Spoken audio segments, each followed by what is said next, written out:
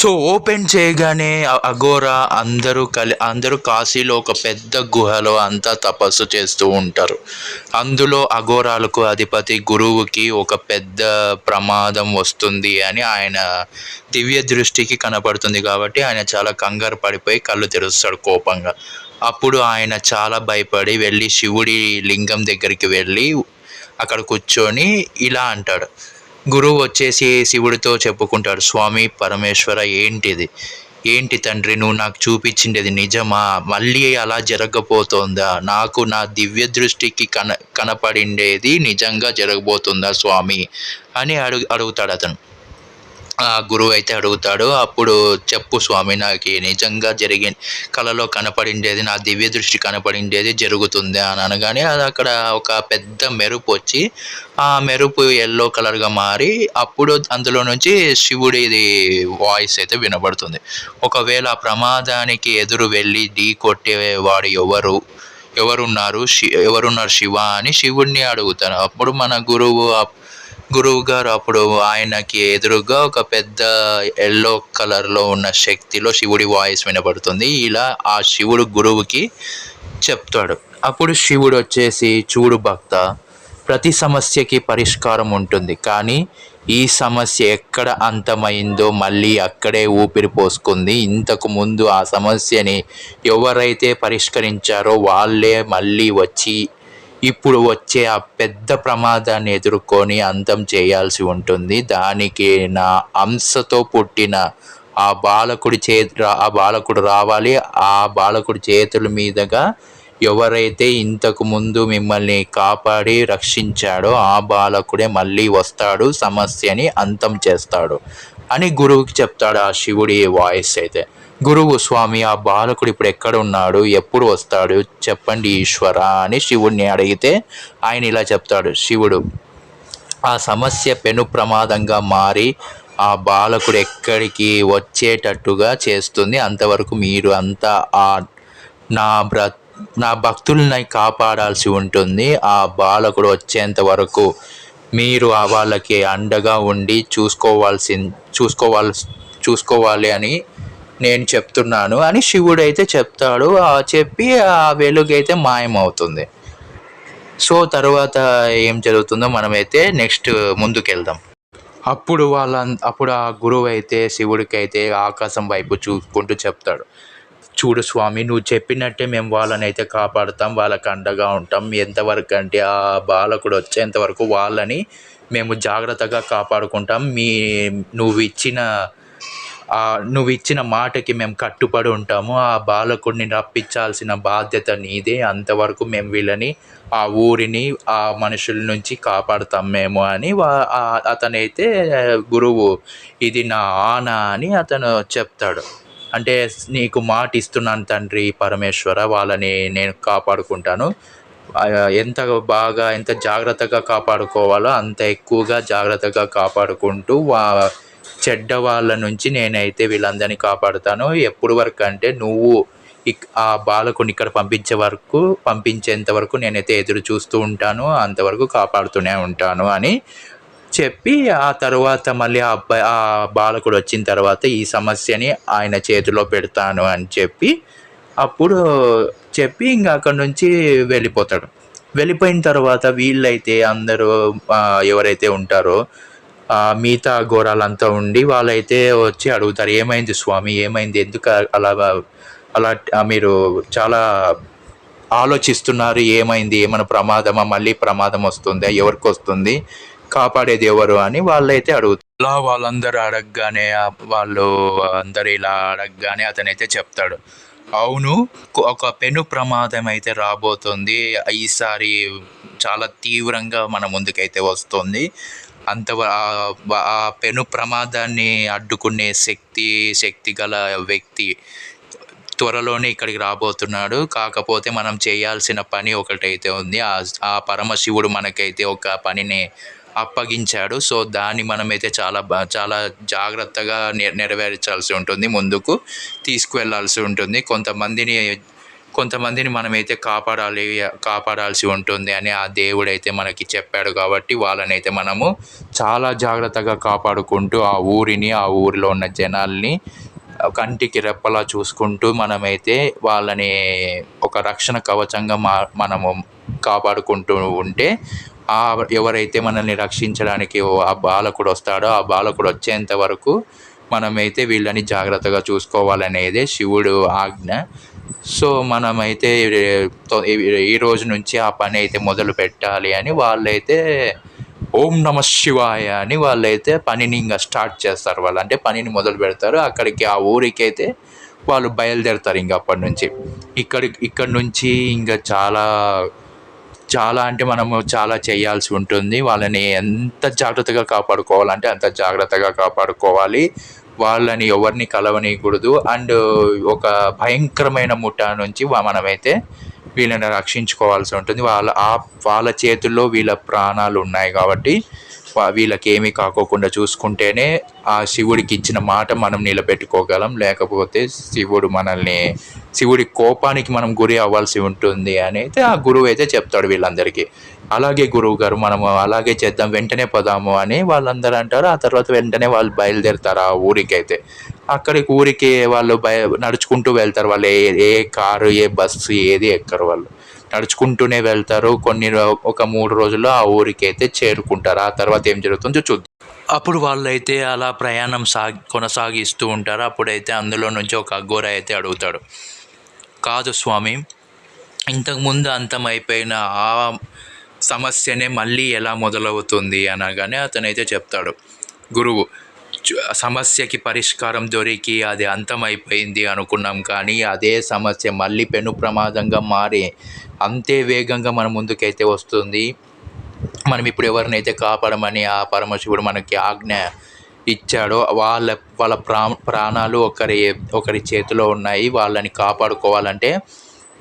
కాపాడుకోవాలంటే వాడు వీళ్ళ దగ్గరికి కూడా రాకోకుండా మనం కాపాడుకోవాలి. అప్పుడే వీళ్ళని మనం రక్షించిన వాళ్ళం అవుతాము అనగానే, ఇంతకీ ఎవరు స్వామి, ఎవరి చేతుల్లో ప్రాణాలు ఉన్నాయి, ఎవరు చంపబోతున్నారు ఆ ఊరి వాసుల్ని అని వాళ్ళు అందులో నుంచి ఒక అఘోర అడగగానే ఇతను పెద్ద గురువు వచ్చేసి, అక్కడికి వెళ్ళిన తర్వాతే మనకి అన్ని విషయాలు అర్థమవుతాయి. అప్పుడు ఎవరైతే మనకి అనుమానాస్పదంగా కనపడతారో వాళ్ళ నుంచి మనం వీళ్ళని కాపాడుకోవాలని అయితే మనకు అర్థమవుతుంది.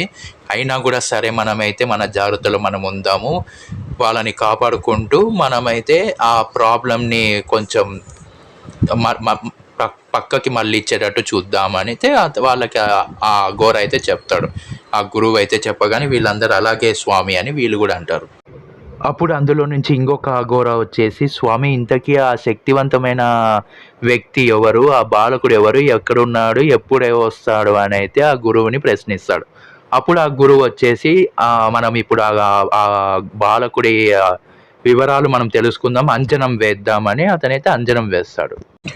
అప్పుడు అతనైతే ఆ పెద్ద గురువు అంజనం వేయగానే అక్కడ కనబడుతుంది, హైదరాబాద్లో మన రుద్ర ఫ్యామిలీ ఉంటారు. వాళ్ళ నాన్న పేరు నీలకంఠ. ఆయనకి చాలా పెద్ద బిజినెస్ మ్యాగ్నెట్, చాలా కంపెనీస్ ఉంటాయి. అవన్నీ రుద్ర వాళ్ళ నాన్న చూసుకుంటూ ఉంటాడు. సో ఇంకా వాళ్ళ అమ్మ పేరు వచ్చేసి భవానీ, హౌస్ వైఫ్ ఆమె. బట్ ఒక పెద్ద బ్యాంక్లో మేనేజర్గా పనిచేస్తూ రిటైర్డ్ అయితే అయి ఉంటుంది. రుద్ర వాళ్ళ అమ్మ భవానీ కాబట్టి ఆ పేరు అంటే వాళ్ళ రుద్రకి చాలా ఇష్టం. అండ్ వాళ్ళ అన్న కూడా చాలా ఇష్టం. కాబట్టి ఇంకా మన హీరో రుద్ర విషయానికి వస్తే, మన రుద్ర సిడ్నీలో ఉంటాడు. అక్కడ రుద్ర తన ఓన్ మనీతో 2 కంపెనీస్ అయితే పెట్టడం జరుగుతుంది. ఆ 2 కంపెనీస్కి CEO మన రుద్రనే. సెకండ్ కంపెనీ పేరు వచ్చేసి రుద్ర గేమింగ్ కంపెనీ అని పేరు పెట్టి ఉంటాడు. మన రుద్రకి ఇంకా ఫస్ట్ కంపెనీ పేరు వచ్చేసి సాఫ్ట్వేర్ సొల్యూషన్స్ అని పేరు పెట్టి ఉంటాడు. 2 కంపెనీస్ని చాలా బాగా రన్ చేస్తూ ఆ 2 కంపెనీస్లో ఉన్న ప్రతి ఒక్క ఎంప్లాయీని చాలా బాగా చూసుకుంటూ ఉంటాడు. మన రుద్ర అందరూ బాగా చూసుకుంటాడు కాబట్టి ఆయనకి చాలామంది ఫ్యాన్స్ అయితే ఉంటారు. రుద్ర గేమింగ్ కంపెనీని రుద్ర ఫ్రెండ్ దేవాన్స్ని మేనేజింగ్ డైరెక్టర్ని చేసి చూసుకోమని అయితే రుద్ర చెప్పి ఉంటాడు. కానీ 2 కంపెనీస్‌కి సీఈఓ మన రుద్రనే. కానీ ఒకటి వాళ్ళ ఫ్రెండ్ దేవాన్ష్‌కి ఇచ్చి నువ్వు టేక్ ఓవర్ చెయ్యి, నీ వెనకాల నేనుంటాను, ఏ ప్రాబ్లమ్ వచ్చినా కూడా నేను చూసుకుంటాను గేమింగ్ కంపెనీని ఆయనకైతే ఇచ్చేసుంటాడు. సాఫ్ట్వేర్ కంపెనీని రుద్ర చూసుకుంటుంటాడు. సో ఒకరోజు వాళ్ళ అమ్మ భవానీ రుద్రకైతే ఫోన్ చేయడం జరుగుతుంది. ఆ తర్వాత వాళ్ళు ఏం మాట్లాడుతున్నారో చూద్దాం. సో ఆ తర్వాత వాళ్ళ అమ్మ చేయగానే వాళ్ళ అమ్మతో మాట్లాడుతూ ఉంటాడు. అలా కళ్ళు మూసుకొని వాళ్ళ అమ్మతో మాట్లాడుతూ అలా బెడ్ మీద పడుకొని మాట్లాడుతూ ఉంటాడు.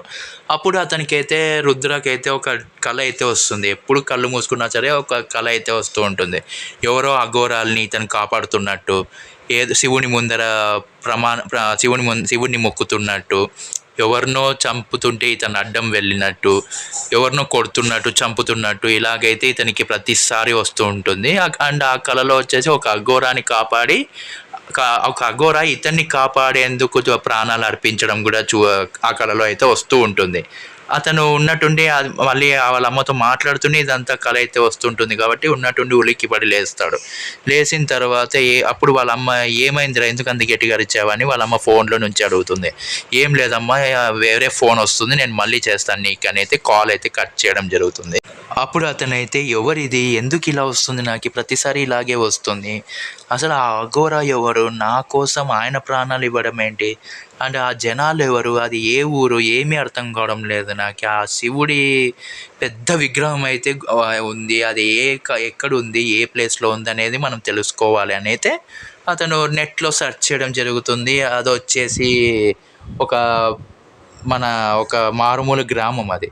సో అక్కడైతే ఇది వస్తుంది. కానీ నాకు ఈ గ్రామంలో నాకు ఎవరు లేరు, మన ఫ్రెండ్స్ కానీ ఫ్యామిలీస్ కానీ అండ్ మా అమ్మ నాన్న కూడా ఇక్కడ ఎవరు లేరు కదా, నాకు ఎందుకు వస్తుంది ఇది, ఏమి అర్థం కావడం లేదని అతనైతే ఆలోచిస్తూ ఉన్నప్పుడు వేరే ఫోన్ వస్తుంది. సో కంపెనీకి కాల్ కాబట్టి తనైతే తీసుకొని మాట్లాడుతూ ఆ ల్యాప్టాప్ ఓపెన్ చేసుకొని అతనైతే వీడియో కాల్ అయితే మాట్లాడుతూ ఉంటాడు. అలా అతనైతే దాని గురించి ఆలోచిస్తుంటాడు. కళ్ళు మూసుకుంటే చాలు అవే గుర్తు వస్తుంటాయి అతనికి.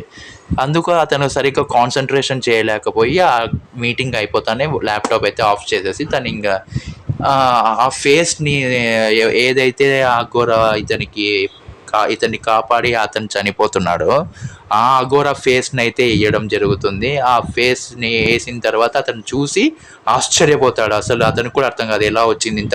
అలా ఫోటో వేసిన తర్వాత తనైతే అసలు మైండ్ అంతా బ్లాక్ అయిపోతుంది. ఏంటి ఇతనా, నేను ఇతన్ని ఎక్కడ చూశాను అని అయితే ఆలోచిస్తూ ఉంటాడు. ఇక్కడికి సో గైస్ చూస్తారు కదా season 2 of Aghora web series episode 1. So if you connect to the episode 1, give it a big thumbs up and like, share and comment and let me know, and don't forget to hit the bell icon and subscribe to my channel DreamBoys94 and bell icon click చేసి ఆలో పెట్టుకొని further videos miss అవ్వకుండా చూడొచ్చు. And నా Instagram, Twitter, Facebook links అయితే బయోలో ఉన్నాయి, అక్కడ కూడా వచ్చి ఫాలో అయిపోండి. అండ్ మనకి ఛానల్కి నిన్ననే 9,000 అయితే సబ్స్క్రైబర్స్ని అయితే గెయిన్ చేయగలిగాం మనము. సో దాని గురించి నేనైతే సండే అయితే లైవ్ అయితే పెడుతున్నాను. సో అక్కడికి ఎవరైనా వచ్చి మాట్లాడాలి, నాతో ఇంటరాక్ట్ అవ్వాలనుకుంటే నేను లైవ్ స్టార్ట్ చేసిన వెంటనే మీకైతే నోటిఫికేషన్ వస్తుంది. సో ఆ నోటిఫికేషన్ క్లిక్ చేసి మీరైతే నాతో వచ్చి మాట్లాడచ్చు. అందరూ కలుద్దాం, ఖచ్చితంగా బాగా మాట్లాడుకుందాం. ఈసారి అయితే 9,000 సబ్స్క్రైబర్స్కి ఎలా గెయిన్ చేశాను, దాని వెనకలు ఎంత కష్టం ఉంది అనేది అయితే నేను దాంట్లో అయితే మాట్లాడతాను, అందరితో షేర్ చేసుకుంటాను. సో ఈ అఘోరా సీజన్ 2 అయితే చాలా అంటే చాలా బాగుంటుంది, అందరికీ బాగా నచ్చుతుంది. అండ్ ఫస్ట్ది వచ్చేసి సీజన్ 1 వచ్చేసి జస్ట్ ట్రైలర్ మాత్రమే. సో ఇది వచ్చేసి ఇంకా చాలా బాగుంటుంది. అండ్ ఇందులో దాంట్లో అంటే ఓన్లీ రుద్రానే ఉంటారు, వాళ్ళ ఫ్రెండ్స్ ఉంటారు. దీంట్లో వచ్చేసి అఘోరాలు కూడా ఇన్వాల్వ్ అయితే అవుతారు. సో చాలా అంటే చాలా బాగుంటుంది, కథ చాలా బాగుంటుంది. నేను మీకు అందరికీ నచ్చేలాగా డిజైన్ అయితే చేశాను కాబట్టి ఖచ్చితంగా ప్రతి ఒక్కరూ నచ్చుతుందని నేనైతే అనుకుంటున్నాను. ఖచ్చితంగా లైక్ అయితే చేయండి అండ్ ప్రతి ఒక్కరు షేర్ అయితే చేయండి, ప్రతి ఒక్కరికి వెళ్తుంది. అండ్ ఖచ్చితంగా కామెంట్ అయితే చేయండి. అండ్ మర్చిపోకుండా DreamBoys94 ఛానల్ని అయితే సబ్స్క్రైబ్ చేసుకొని బెల్ ఐకాన్ క్లిక్ చేసి ఆల్లో పెట్టుకోండి. నేను మళ్ళీ అఘోరా సీజన్ 2 episode 2లో అయితే మళ్ళీ కలుస్తాను. అంతవరకు this is Karthik signing off. జై హింద్.